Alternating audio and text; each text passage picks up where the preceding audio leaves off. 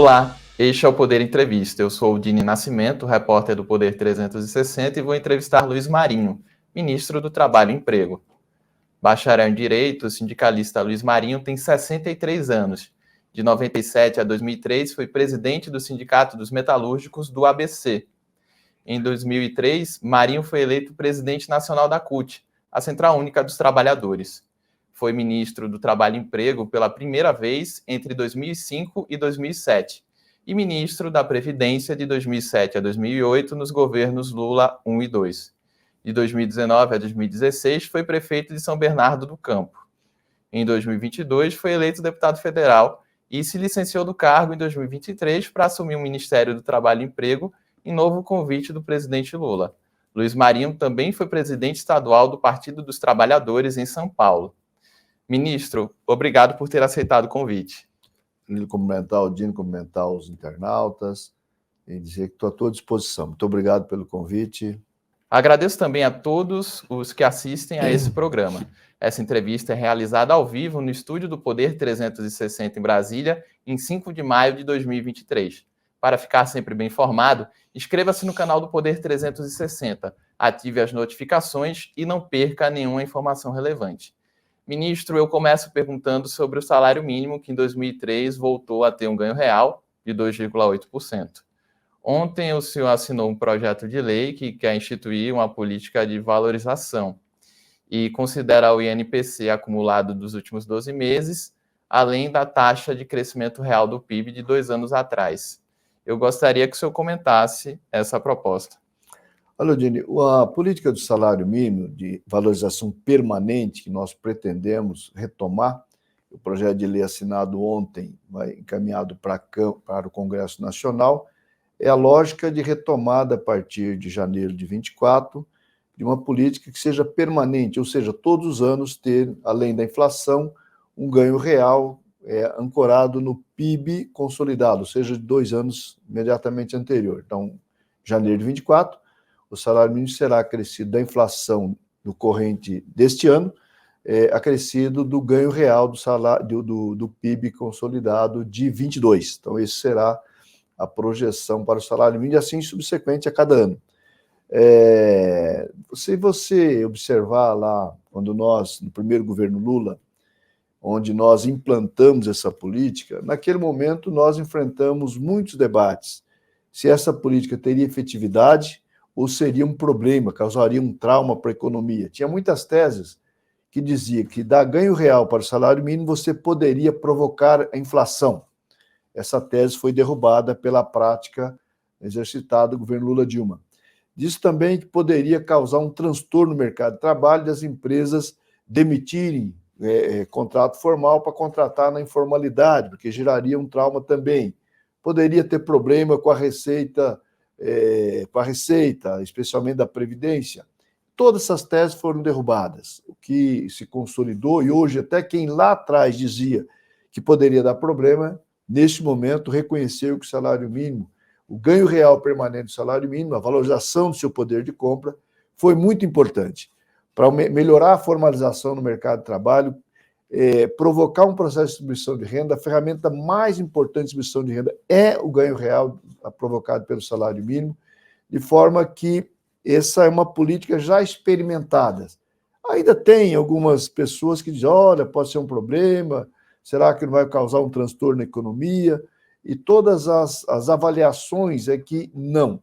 Ele pode ser extremamente positivo para retomar um processo de distribuição de renda. Distribuição de renda é hoje que nós estamos no momento mais grave do processo de grande concentração. Poucas pessoas são donas, 1% das famílias brasileiras são donas praticamente da metade da riqueza nacional. Isso, na verdade, eu falo que é uma concentração até criminosa.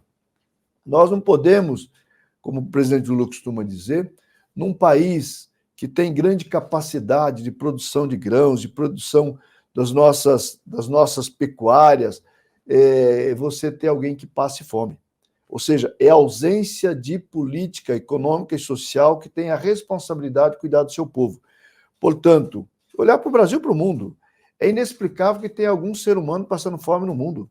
Ou seja, a riqueza nacional, a riqueza global, ela poderia permitir que não tivesse absolutamente ninguém passando necessidade, passando fome. Ou seja, há um processo de concentração de renda brutal que nós temos que trabalhar para distribuir.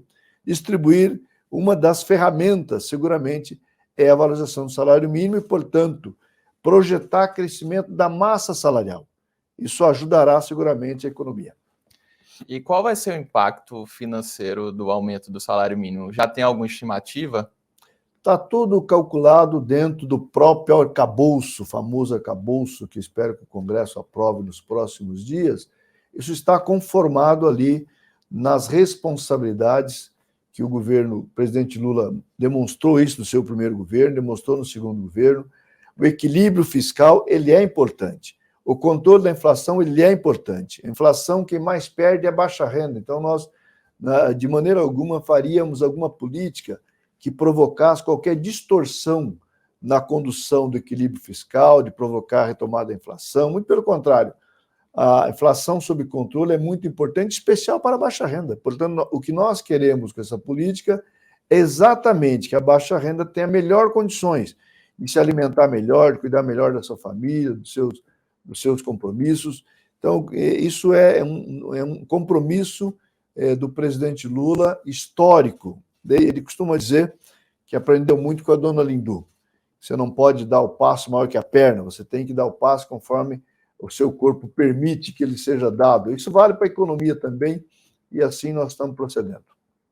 Falando um pouco sobre o mercado de trabalho, há quase 50 milhões de pessoas com carteira assinada, segundo o CAGED. Só que a metodologia do CAGED mudou ainda em 2020, durante o governo Bolsonaro, e o presidente Lula também fez várias críticas a essa mudança de metodologia, porque inclui outras formas de trabalho, como o trabalho intermitente nessa conta. O senhor pretende mudar a metodologia diante dessa posição do presidente Lula? O que nós fizemos foi exemplificar e separar. Você tem o total dos empregos formais registrado, com carteira assinada, e nós criamos uma tipificação, empregos típicos, empregos atípicos. Quais são os atípicos? São os que são abaixo de 40 horas, jornada de abaixo de 40 horas, para exatamente captar a eventualidade do trabalho intermitente. Há uma surpresa para os dados que o trabalho intermitente, como aquela piada, o registro que muita gente faz, onde o presidente Lula fez, das leis que pegam e as leis que não pegam. E o trabalho intermitente é um formato de trabalho que serve para conformar algumas atividades econômicas, mas não foi a explosão que muita gente avaliaria que fizesse, inclusive nós próprios, avaliamos que poderia ter uma explosão do trabalho intermitente e não se revelou real isso. Então, nós estamos divulgando a cada mês os empregos típicos e empregos atípicos para ter uma noção do que significa, até para conformar essa crítica que o presidente Lula fez. Então, nós vamos continuar divulgando e registrando o que é um emprego 40 horas semanais ou 44 horas semanais, que é a jornada máxima permitida, e os empregos são de 20 horas semanais, de horas parciais, para poder saber como que está andando a qualidade do mercado de trabalho. Seguramente, o andamento da economia, ela conforma muito com a qualidade do mercado de trabalho. E tenho certeza que nós estamos entrando numa fase que ele vai continuar melhorando esse ambiente, essa qualidade do mercado de trabalho. Pra você ter uma ideia, o último CAGED que nós divulgamos, março, é o melhor março desde 2010 de geração de empregos formais no Brasil, 195.171, se eu não me falha a memória, os decimais aqui, de empregos formais no Brasil. E aí é captado já empregos de infraestrutura, empregos em obras de infraestrutura, ou seja, pode ser as primeiras obras retomadas que estavam paradas, especialmente de rodovias, mas também Minha Casa Minha Vida, enfim. Tem transporte de carga também captado, ou seja, é a primeira constatação da reação da economia para o momento. Isso é muito positivo e apontará seguramente, quando formos divulgarmos os dados de abril, final de maio, divulgo os dados de abril, a minha expectativa é que continue crescendo os empregos formais no país e captando o movimento do governo de retomada das 14 mil obras paradas que nós herdamos. Só na educação, para ter uma ideia, você tem 1.300 creches, 1.700 outras unidades escolares que serão retomadas no final do primeiro semestre para o segundo semestre. Seguramente vai, de novo, impactar nos números do CAGED. Tem 75 bilhões de investimento, que foi, inclusive, incorporado na PEC da transição. Seguramente, para o ano seguinte, será essa ordem de grandeza também de investimento, ou seja, acredito que o Brasil entrará num processo de retomada de crescimento dos empregos, portanto, da economia brasileira. Mas a ideia, então, em síntese, é mudar essa metodologia aperfeiçoando? Não, nós simplesmente aperfeiçoamos ela, a não ser que venha terminar os empregos parciais. É importante mostrar o que está acontecendo lá na ponta. Os empregos típicos, considerados jornadas completas, e os empregos eventuais atípicos, de jornadas parciais. Aí você tem condições de monitorar e de traçar políticas públicas olhando para o mercado de trabalho. Um assunto muito caro ao seu ministério é a regulamentação de aplicativos. Hoje o governo trabalha para regulamentar esses aplicativos, como o Uber e o iFood. O senhor, inclusive, chegou a fazer críticas a essas empresas. Como está esse processo? Na verdade, não é as empresas, é o formato, né? Nós estamos vivendo um processo de evolução tecnológica muito grande. Inovação tecnológica é importante, as novas tecnologias, novas descobertas. Agora, nova tecnologia pressupõe criar uma conformidade de facilitar a vida das pessoas. Você ter maior produtividade, ter maior conforto, você sobrar horas para o teu lazer, para o teu estudo, para a educação, para o convívio da família, e não ao contrário. Você não pode usar a tecnologia e você ser altamente explorado pelas tecnologias. Você precisa ter a tecnologia que favoreça a vida da humanidade.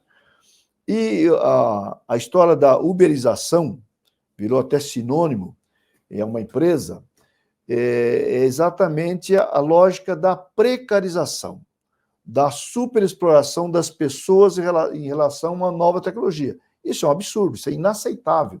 O que nós precisamos é que as tecnologias estejam à disposição da humanidade, favorecendo maior remuneração, maior conforto e assim sucessivamente. Você não pode simplesmente ter o conforto do teu sofá de casa, fazer um chamado, um aplicativo e querer a pizza em 4 minutos, em 5 minutos, em 10 minutos, e não considerar qual a condição desse trabalhador ao entregar a sua refeição, ou o seu livro, ou enfim, sua encomenda, qualquer que seja. Ou você está num dia chuvoso, você deseja fazer um trajeto, você aciona o aplicativo da Uber 99, seja qual que seja, e você não se preocupar com a condição de trabalho desse condutor, desse profissional. Quantas horas de trabalho está tendo? A quantas horas ele está naquele trânsito infernal? 10 horas, 12 horas, 16 horas, como é o caso, que pode provocar um acidente, colocando em risco a sua própria vida, a vida do condutor e a vida do cliente. Então, essas questões é que nós precisamos discutir. Absolutamente nada contra nenhuma empresa. Agora, a minha preocupação não são com as empresas. As empresas têm seus mecanismos de observar e traçar o objetivo do seu negócio, qual é a sua rentabilidade, enfim. Não está proibido rentabilidade, não está proibida a palavra lucro. O que tem que estar proibido é a exploração, transformar na prática um trabalho similar análogo à escravidão. Pensar igual um cidadão de uma plataforma um dia, comigo, estava acompanhado de um profissional da saúde, e falou, assim, enaltecendo a remuneração de que até quanto a pessoa pode tirar, caso ele se dedique. E falou de um valor, de uma remuneração razoável para o mercado de trabalho atual, e eu disse bastante razoável essa remuneração. Mas me diga uma coisa, com que jornada e quantos dias na semana ele tem que fazer para atingir essa remuneração? Ele disse 6 dias da semana, 6 dias por semana, 16 horas por dia. Virei profissional de saúde e falei assim, há quanto tempo esse cidadão vai aguentar trabalhando 16 horas por dia no trânsito em 6 dias por semana? Ele falou, no máximo 1 ano. Ele vai ficar doente, ele vai ficar estressado, ele vai provocar acidente, ele vai criar um trauma para a sua saúde. É isso que nós queremos? As novas tecnologias, é para isso que nós estamos estudando, descobrindo e formatando tantos novos mecanismos de trabalho? Eu creio que não. Eu creio que nós queremos um trabalho onde seja valorizado o profissional, onde ele tenha respeitabilidade, onde tenha segurança, ele tenha seguridade. Hoje não tem absolutamente nenhuma segurança, não tem seguro, não tem previdência, não tem absolutamente nada. Se sofre um acidente, você está à mercê da sua família ficar sem absolutamente nenhuma remuneração. E não é justo você falar de um profissional trabalhar 16 horas por dia para poder levar o leite para casa. Eu trabalho 14 horas por dia, pelo menos, mas eu não é porque eu trabalhando 8 horas ou 16 horas, minha renda é a mesma.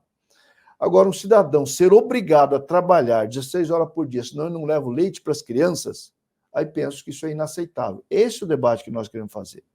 Muito bem, para responder a pergunta em concreto, nós desejamos regular essas, mas as empresas também estão dispostas a isso. Tem um bom ponto de partida que as empresas aceitam a lógica de que é preciso garantir seguridade social, ou seja, previdência social para esses profissionais. Mas é preciso ir além. É preciso falar de jornada, para não ter jornada extenuante, para evitar acidente, evitar doença, e ter um ambiente saudável nesse trabalho. É preciso falar das condições de trabalho, dos equipamentos, enfim, e é preciso falar de atividade econômica. Hoje, o que as empresas não querem falar de atividade econômica, o governo deseja falar de atividade econômica, porque não cabe uma empresa estar no sistema financeiro, uma empresa de locação, uma empresa que diz que é de tecnologia. Qual é a função exata? A função é transporte de pessoas ou de coisas, mercadorias.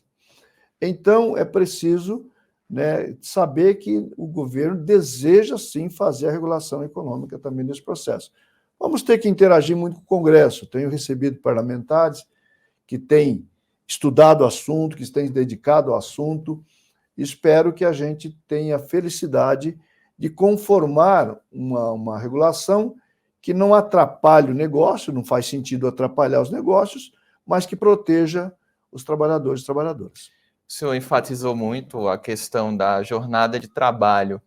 O governo pretende estabelecer um limite de horas por dia trabalhadas? O governo pretende provocar o acordo entre partes. Se quer, o governo pretende...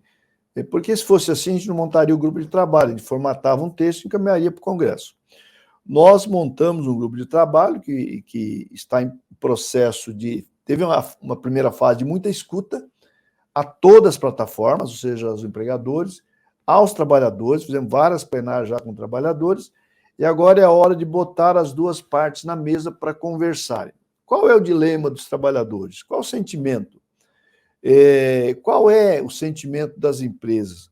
A distância entre partes, é possível aproximar para uma possibilidade de, olha, existe um acordo, existe um entendimento entre as partes provocada, monitorada pelo governo, para poder encaminhar para o Congresso e não ter a divergência de disputa no Congresso Nacional entre que pensa os trabalhadores e que pensa os empregadores. Se a gente conseguir formatar isso, é o melhor dos mundos. Se não conseguir, evidentemente, o governo vai ter que arbitrar a visão entre empregadores e trabalhadores, olhando o sentimento da sociedade brasileira, que também é importante num processo desse.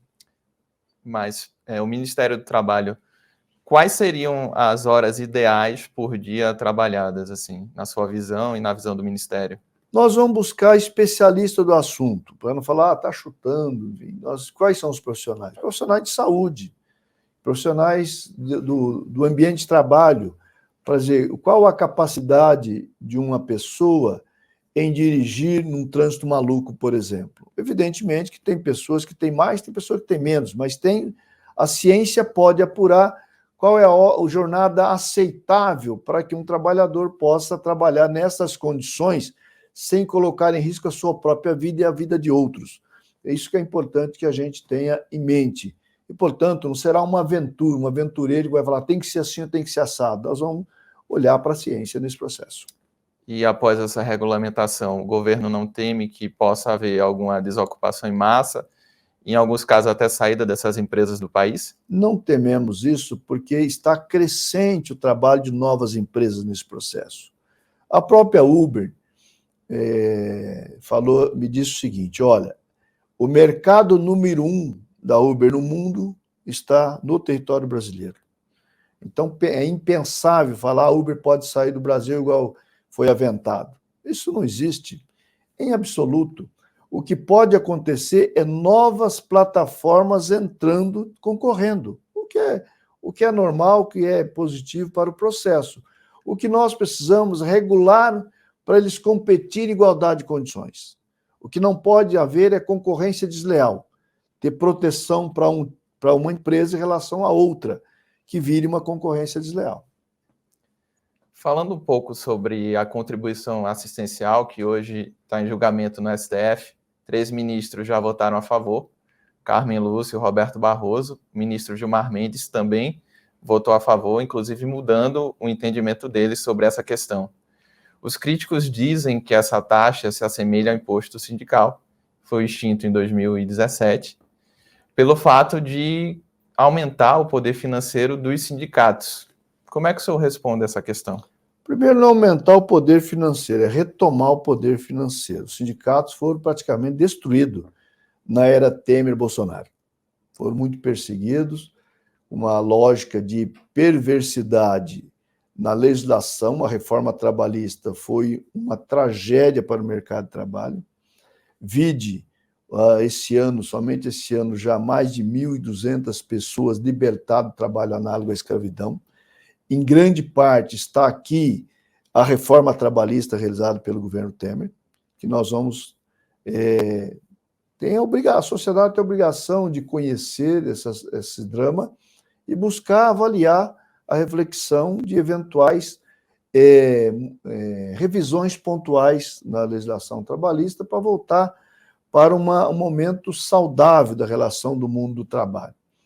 E por falar nisso, entra aqui o papel dos sindicatos. Os sindicatos, se você chega em um país e fala que tem uma democracia saudável, consolidada, você vai encontrar lá um pilar importante que são a representação sindical, a representação dos trabalhadores, portanto, sindicatos altamente representativos e fortes. É o que precisa no Brasil. Portanto, retomar a condição de finanças dos sindicatos é importante. Eu acho não, a minha convicção é que nós não retomaremos uma receita que seja imposta através, como era o imposto sindical. O que nós devemos ter é a possibilidade dos sindicatos acessar uma receita em diálogo com os trabalhadores que possa ser vinculado à prestação de serviço dos sindicatos, ou seja, através de pode ser denominado, por exemplo, a contribuição negocial. O sindicato fez uma negociação, prestou um serviço para toda a categoria, e não somos sócios, porque tem diferença. Qual é o benefício que o sindicato oferece aos sócios? É o clube de lazer, área de lazer, área jurídica, eventuais assistência médica, outras assistências que os convênios que os sindicatos possam realizar, isso é benefício aos sócios. O contrato coletivo, a proteção à gestante, a proteção, se tem uma cláusula de proteção à gestante que vai além do que estabelece a lei, se tem uma cláusula paternidade que vai além do que estabelece a lei, se tem um conjunto de cláusulas sociais, ou própria cláusula econômica, isso beneficia o conjunto da categoria, portanto, é justo que o conjunto da categoria faça a contribuição para a manutenção do custeio do sindicato. Mas aí é preciso ter regras. Quais são as regras? As regras democráticas. Qual a regra democrática? Assembleias. A categoria tem o direito de dizer se deseja contribuir ou se não deseja contribuir e qual é a contribuição limitada a um patamar máximo que tem que ser estabelecido. Ou por regulagem, no caso Supremo está discutindo isso, com vista do ministro Alexandre de Moraes, ou o estabelecimento de lei. Eu prefiro a legislação. Eu prefiro que o Congresso Nacional, e não o Supremo, venha estabelecer qual é a lei, quais são as regras para esse processo. Aliás, eu acho que o Supremo vem legislando muito. É preciso que a gente, né, coloque aí as instituições cumprindo rigorosamente qual é o seu papel. E diante dessa discussão que está acontecendo no STF, surgiu a previsão de que essa taxa possa ser descontada automaticamente do salário dos trabalhadores, claro, permitindo que eles digam se queiram ou não. Mas daí fazer circular essa informação, difundir essa informação para o trabalhador de que ele pode ou não evitar que essa taxa seja descontada é um pouco complicado, né? Como é que o senhor responde a essa questão? Isso é simples. O funcionamento das categorias, sindicatos representativos, ele negocia, ele faz assembleia, ele aprova a pauta, aprova o acordo, e é nesse processo que os trabalhadores se mobilizam, vai lá e digam aceito ou não aceito. Às vezes tem debates calorosos em relação a qual é essa contribuição. Eu próprio dirigi muitas assembleias assim, no sindicato que presidi, que dirigi por um bom tempo, assim como assisti em muitos sindicatos esse tipo de debate, até sindicato que os trabalhadores rejeitaram que fizesse a contribuição no passado, enfim. Ou seja, se o sindicato não for representativo, não tiver acordo, tem que estar vinculado à prestação de serviço, tem que estar vinculado ao acordo executado. Se não tiver, não pode. Então, você pode estabelecer na lei que só vale em caso de prestação de serviço, ou seja, você fez um acordo coletivo, os trabalhadores, nesse momento, ele vai aprovar ou não uma contribuição. E qual é o valor dessa contribuição?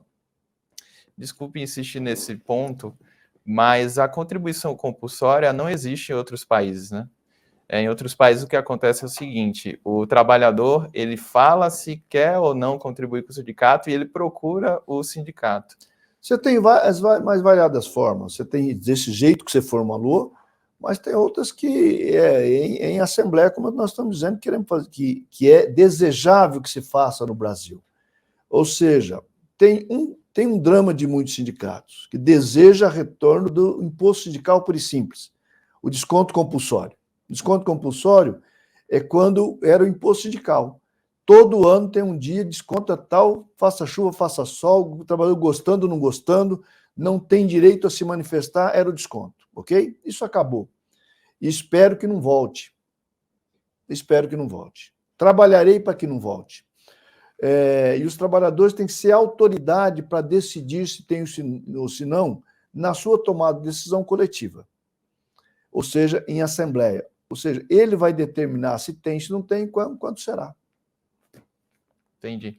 Outro ponto é sobre o FGTS, também tem um julgamento no STF, que o ministro Cássio Nunes Marques pediu vista também, que pode levar a uma mudança na correção monetária.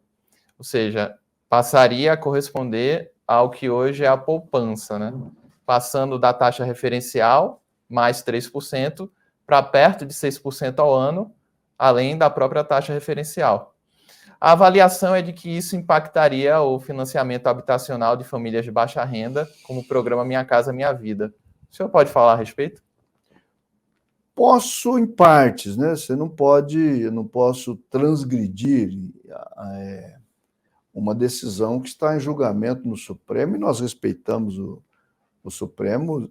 Quando há julgamento, tem que o cumprimento puro e simples. Nós estamos dialogando com o Supremo sobre isso. Você tinha a ação que está em curso, você tem passado e futuro. O passado daria um impacto de 661 bilhões. Hoje nós temos 504 bilhões nas contas dos correntistas do Fundo de Garantia. E tem 118 bilhões do patrimônio líquido do fundo. 661 bilhões teria que comprometer todo o patrimônio líquido e um aporte de 543 bilhões para o Tesouro. Isso seria a destruição do fundo, deixaria de existir, porque não tem absolutamente nenhuma condição de cumprir. Eu acho que o Supremo entendeu isso, então está falando passado, vamos falar de futuro. Teve uma mudança legislativa em 2016, no fundo, e a constituição, a partir de 17, da TR+3, mais a distribuição do lucro líquido do ano. Que, nesse período, 2017 a 22, essa distribuição conformou ser maior que a poupança. Talvez isso tenha influenciado o ministro Barroso em estabelecer a manutenção do sistema, mas vinculando o mínimo à poupança. Isso pode criar uma distorção. Pode criar uma distorção a depender da variação da Selic, a depender do rendimento da poupança, a depender do rendimento das aplicações do fundo. Acredito que o mais correto é manter o formato que vem vigindo de 2017 para cá. Ou seja, TR+3 mais distribuição do lucro líquido que o Conselho Curador delibere, que revelou nesse período ser maior que a poupança. Mas pode ter momento que seja menor. E não valeria elevar ao mínimo a poupança, porque isso pode criar uma distorção, aí sim, provocando um processo de diminuição da capacidade do fundo em subsidiar a baixa renda na habitação popular. Nós estamos prevendo 9 bilhões e meio em 23 para subsídios do Minha Casa Minha Vida para baixa renda. Ou seja, se você comprometer isso, o trabalhador de baixa renda ele vai ter um prejuízo muito grande na aquisição da sua casa própria, e o que ele vai render adicionalmente não vai compensar em absoluto o prejuízo que ele vai ter. Então, esse debate é que nós precisamos, não é, que os ministros compreendam, para poder não fazer uma modulação que vai prejudicar os trabalhadores em vez de ajudar. Vai, sim, nesse caso, ajudaria os grandes correntistas, que são minoria. Dos 100% do fundo, você tem aí os menos de 20%, que são as grandes contas, que representa 80% do volume de financeiro do fundo. Mais de 80% detém 30% do volume de recursos do fundo. Ou seja, a política hoje ela é altamente beneficiária às famílias de baixa renda, inclusive dos correntistas. Ministro, o senhor chegou a criticar o saque aniversário do FGTS. O senhor pretende acabar com essa modalidade? Olha, eu não acabo nem crio. Quem pode acabar ou não é o Congresso Nacional. O problema, inclusive eu diria que o problema maior não é o saque aniversário. O problema maior é que a partir da lógica do saque aniversário foi criado a possibilidade, a partir dos chamados empréstimos, os bancos fazer os empréstimos longos e comprometer o fundo de garantia que tem tarefas constitucionalizadas, ou seja, no infortúnio do desemprego, você socorrer esse trabalhador com a sua conta corrente e investir um fundo para investir em habitação e saneamento. Muito bem, o que está acontecendo? O que está acontecendo é que este trabalhador, e as maiores reclamações que eu recebo hoje é de trabalhadores pedindo, pelo amor de Deus, acabe com o saque aniversário. Sabe por quê? Porque a lei criou uma situação seguinte, ou ele aderir a esse sistema, ele, por acaso, seja demitido, ele não pode sacar o seu saldo. Então, tem trabalhador que tem 50 mil reais no fundo, 40 mil reais no fundo, 20 mil reais no fundo. Fez dar um empréstimo nesse sistema do saque aniversário de 10 mil reais. É demitido, não pode sacar o seu fundo, seu saldo. Então, eu recebo todo dia essa reclamação. Estamos trabalhando para criar as condições de resolver esse problema. Estamos formatando o Conselho Curador, falta algumas áreas de indicar os seus conselheiros para a gente poder chamar a reunião do Conselho para a gente avaliar esse conjunto de questões.